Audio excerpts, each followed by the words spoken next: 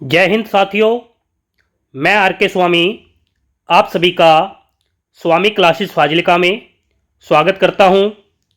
साथियों, आज हम हिंदी गद्य साहित्य यानी कि नाटक से संबंधित बहुत ही महत्वपूर्ण प्रश्नों का अध्ययन करेंगे जो कि अक्सर परीक्षा में पूछे ही जाते हैं।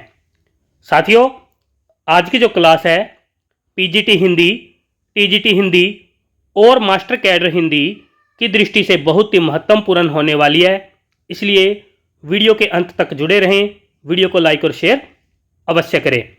अगर आप हमारे YouTube चैनल पर नए हो तो चैनल को सब्सक्राइब करें, बेल आइकन को अवश्य दबाएं ताकि आप तक नई क्लास का नोटिफिकेशन पहुंच सके। तो शुरू करते हैं आज की क्लास।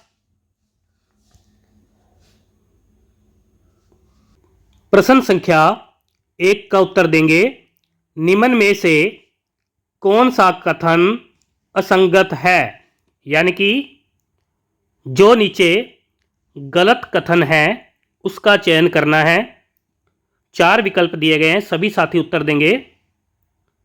चारों विकल्प को ध्यान से पढ़ें और फिर उत्तर दें।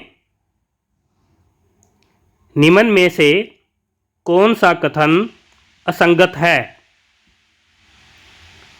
प्रश्न संख्या 1 का उत्तर है डी विकल्प, यानी कि डी विकल्प में जो कथन है वह असंगत है। नाटक का अर्थ है नटों द्वारा की जाने वाली क्रिया। यह जो कथन है जयशंकर प्रसाद का नहीं, यह कथन भारतेंदु जी का माना जाता है। सभी साथी याद कर लेंगे। नाटक काव्य की वह विधा है जिसका संबंध रंगमंच और अभिनय से है। यह कथन बिल्कुल सही था। आचार्य विश्वनाथ जी के अनुसार काव्य के दृश्य और श्रव्य 2 भेद होते हैं। बिल्कुल सही है। नाटक शब्द संस्कृत की नट धातु से बना है जिसका अर्थ है अभिनय करना। यह कथन भी बिल्कुल सही था। आगे देखते हैं। प्रश्न संख्या 2 का उत्तर देंगे, निम्न में से कौन सा कथन असंगत है। फिर से गलत कथन का चयन करना है। सभी साथी उत्तर देंगे। 2 नंबर प्रश्न का उत्तर देंगे सभी साथी। चारों विकल्प को ध्यान से पढ़ें और फिर उत्तर दें। प्रश्न संख्या 2 का उत्तर सी विकल्प है, यानी कि सी विकल्प में जो कथन है वह बिल्कुल गलत है। अग्नि पुराण में रूपक के 25 भेद नहीं 27 भेद है। कितने भेद हैं? 27। धनंजय जी के अनुसार अवस्थानु कृति नाट्यम अर्थात अवस्था का अनुकरण ही नाटक है। यह कथन बिल्कुल सही है। जयशंकर प्रसाद जी के अनुसार भावों का अभिनय के माध्यम से उद्गार नाटक है। यह कथन भी बिल्कुल सही है। भरत मुनि जी या इनके ग्रंथ नाट्यशास्त्र और आचार्य धनंजय जी या इनका ग्रंथ 10 रूपक के अनुसार रूपक के 10 भेद है। यह कथन भी बिल्कुल सही है। तो सभी साथी याद कर लेंगे। प्रश्न संख्या 2 का उत्तर है सी विकल्प। आगे देखते हैं।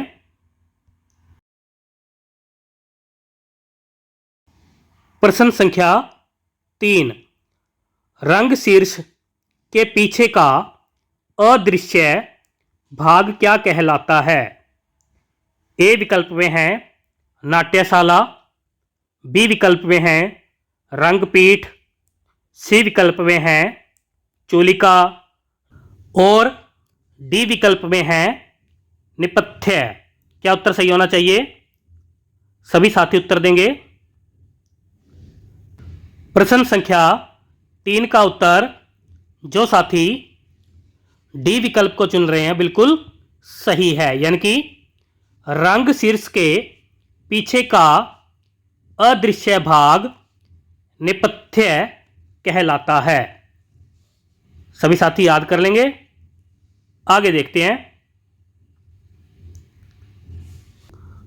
प्रश्न संख्या 4, निम्न में से कौन सा भेद रूपक का नहीं है? 4 विकल्प दिए गए हैं, सही विकल्प का चयन करेंगे। ए विकल्प में है प्रकरण, बी विकल्प में है पताका, सी विकल्प में है प्रहसन और डी विकल्प में है व्यायोग। क्या उत्तर सही होना चाहिए? आचार्य भरत मुनि और धनंजय जी ने रूपक के 10 भेद माने हैं, यह आप सभी को पता है।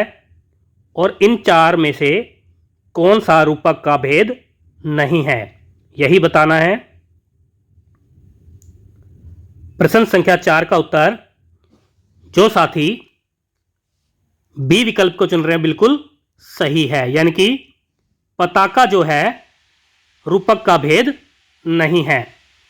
पताका प्रासंगिक कथा का एक भेद माना जाता है। प्रकरण, प्रहसन और व्यायोग यह तीनों रूपक के भेद माने जाते हैं। सभी साथी याद कर लेंगे। आगे देखते हैं।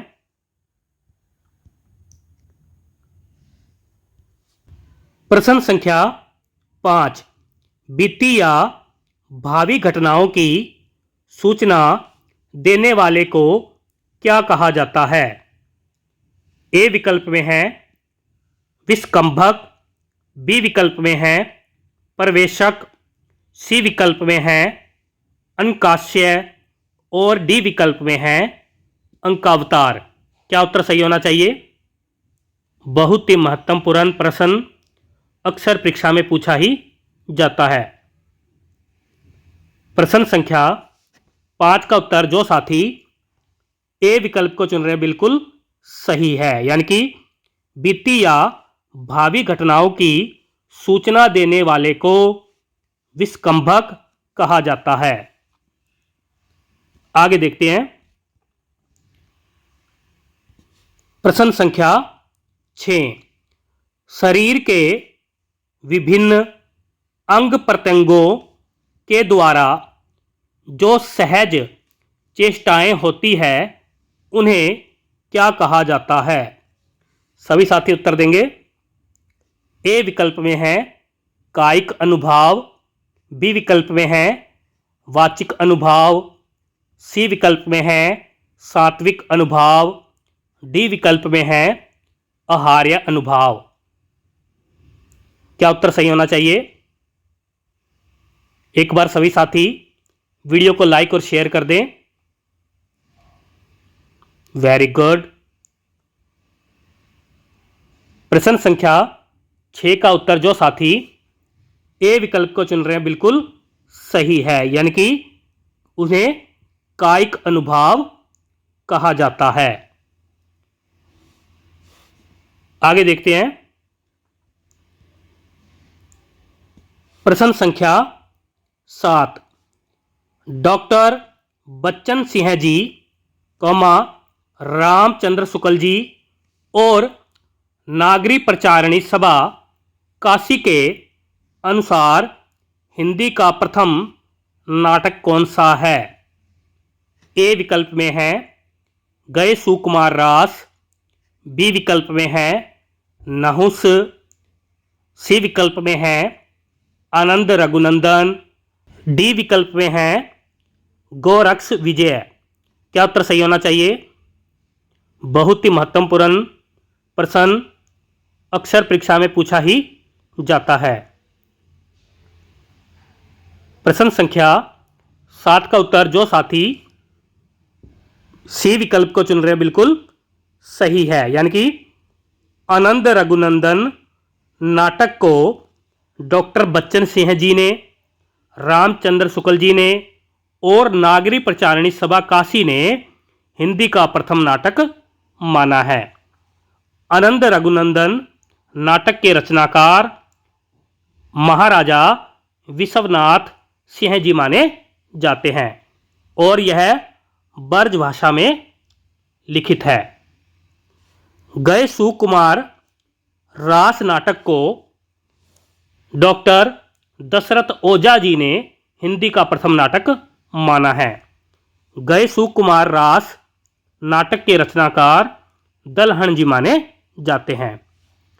नहुस नाटक को भारतेंदु हरिश्चंद्र जी ने हिंदी का प्रथम नाटक माना है और नहुस नाटक के रचनाकार गोपाल चंद्र गिरधर दास जी माने जाते हैं।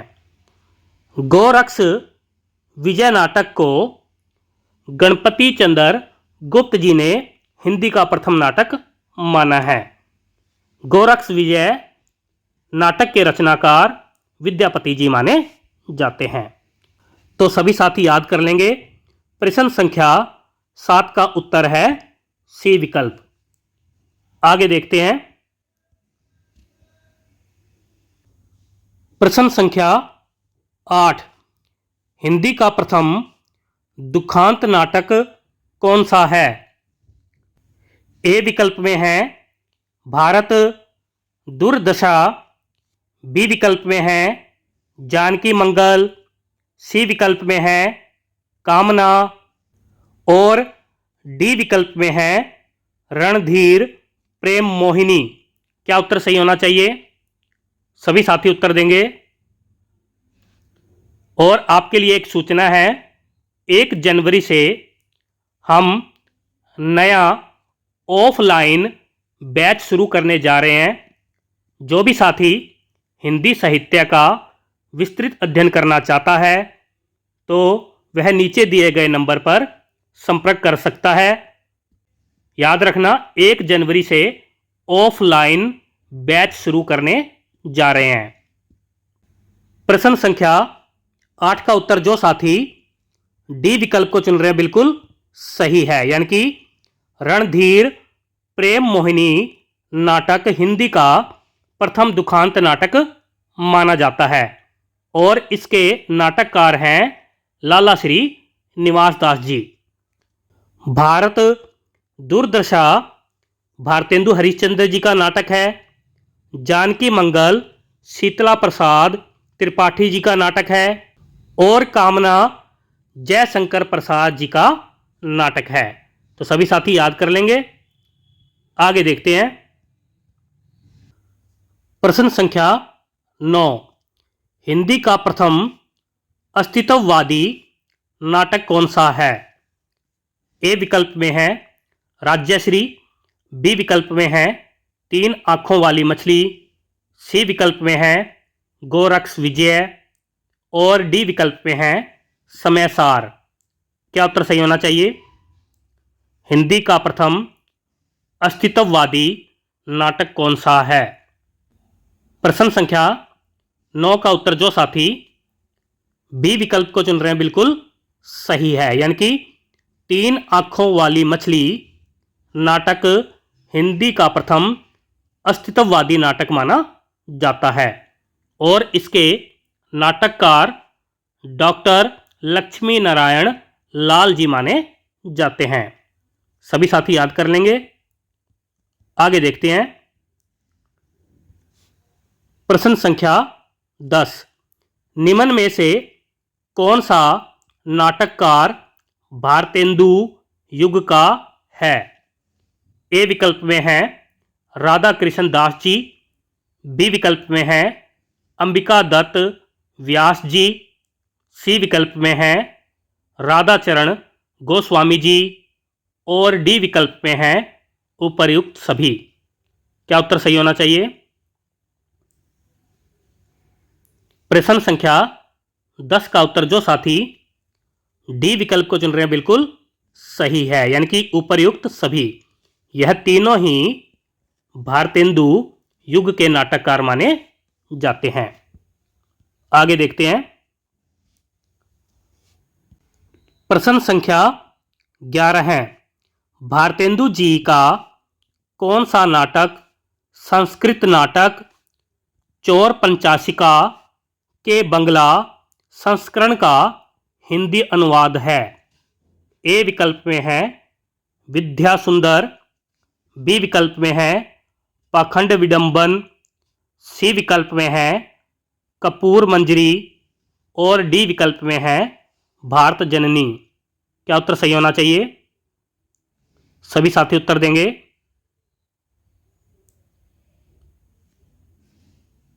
प्रश्न संख्या 11 का उत्तर जो साथी ए विकल्प को चुन रहे हैं बिल्कुल सही है, यानी कि विद्या सुंदर।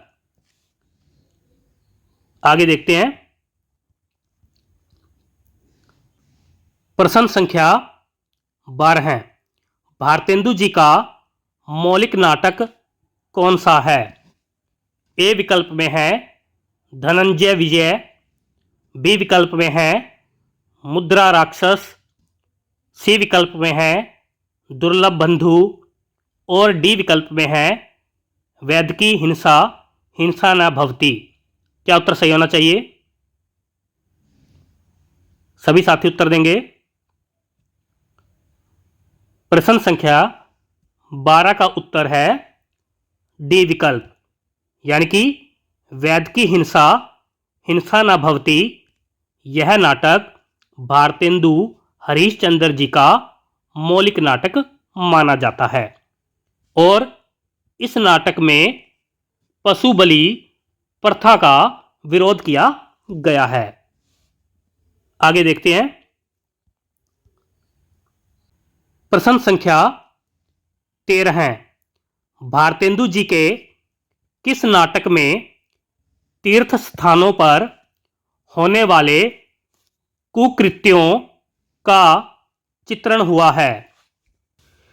ए विकल्प में है प्रेम जोगिनी, बी विकल्प में है श्री चंद्रावली नाटिका, सी विकल्प में है विशिष्य विषमोषदम, डी विकल्प में है भारत जननी। क्या उत्तर सही होना चाहिए? प्रश्न संख्या 13 का उत्तर जो साथी ए विकल्प को चुन रहे हैं बिल्कुल सही है, यानी कि प्रेम जोगिनी नाटक में तीर्थ स्थानों पर होने वाले कुकृत्यों का चित्रण हुआ है। आगे देखते हैं।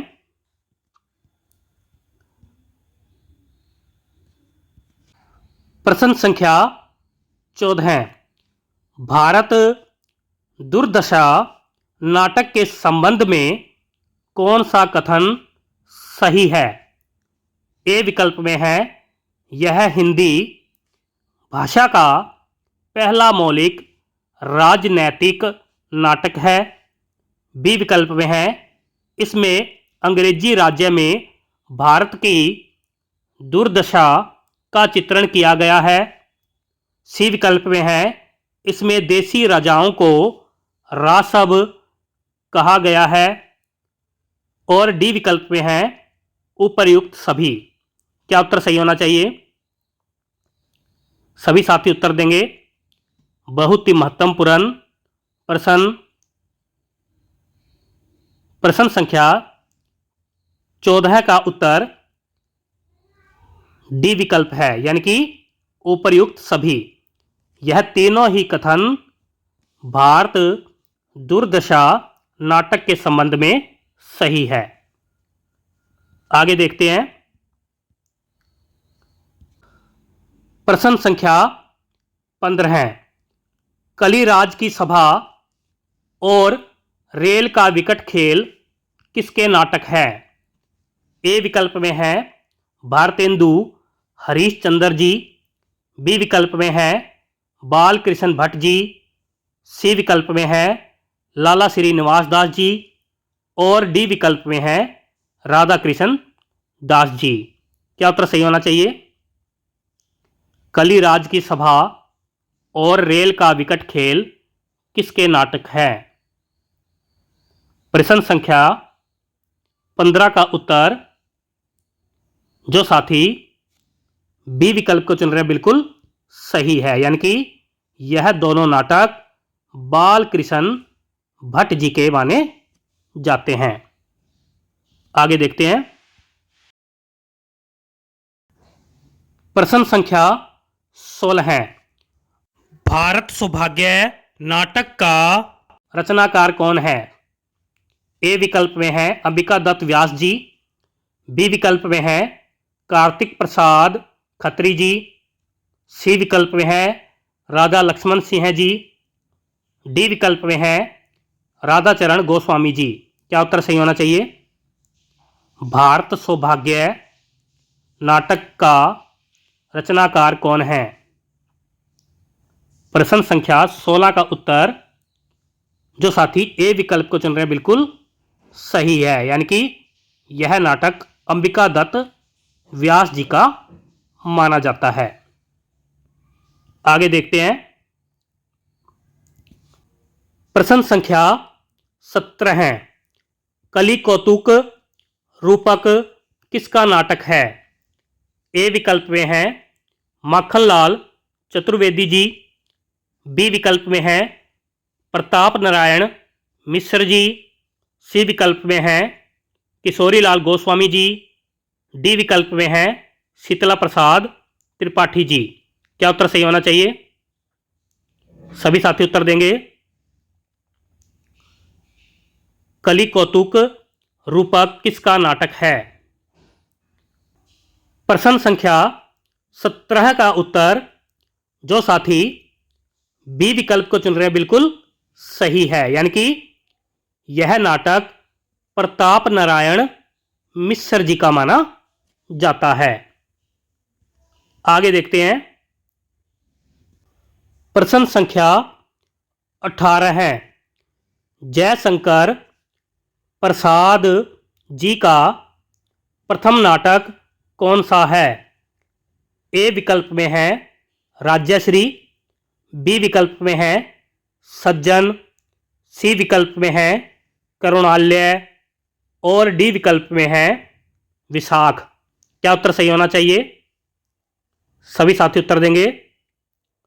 जयशंकर प्रसाद जी का प्रथम नाटक कौन सा है? प्रश्न संख्या 18 का उत्तर जो साथी बी विकल्प को चुन रहे हैं बिल्कुल सही है, यानी कि सज्जन जयशंकर प्रसाद जी का प्रथम नाटक माना जाता है और यह चारों ही नाटक जयशंकर प्रसाद जी के माने जाते हैं। आगे देखते हैं। प्रश्न संख्या 19। जयशंकर प्रसाद जी द्वारा रचित कामना नाटक के संबंध में कौन सा कथन असंगत है? सभी साथी उत्तर देंगे। असंगत यानी कि गलत कथन का चयन करना है। 4 विकल्प दिए गए हैं, चारों विकल्प को ध्यान से पढ़ें और फिर उत्तर दें। प्रश्न संख्या 19 का उत्तर डी विकल्प है, यानी कि डी विकल्प में जो कथन है यह असंगत है। इस नाटक से हिंदी की प्रतीकवादी नाटक परंपरा का विकास हुआ माना जाता है। यह कथन बिल्कुल सही है। रमेश चंद्र शाह जी ने कामना को कामायनी का पूर्व राग कहा है। यह कथन भी बिल्कुल सही है। इसमें प्रसाद जी ने स्वतंत्रता और स्वच्छंदता के अंतर को अत्यंत प्रभावशाली रूप से स्पष्ट किया है। यह कथन भी बिल्कुल सही है। तो सभी साथी याद कर लेंगे। प्रश्न संख्या 19 का सही उत्तर है डी विकल्प। आगे देखते हैं। प्रश्न संख्या 20, मालविका, अलका और सुवासिनी किस नाटक के प्रमुख स्त्री पात्र हैं?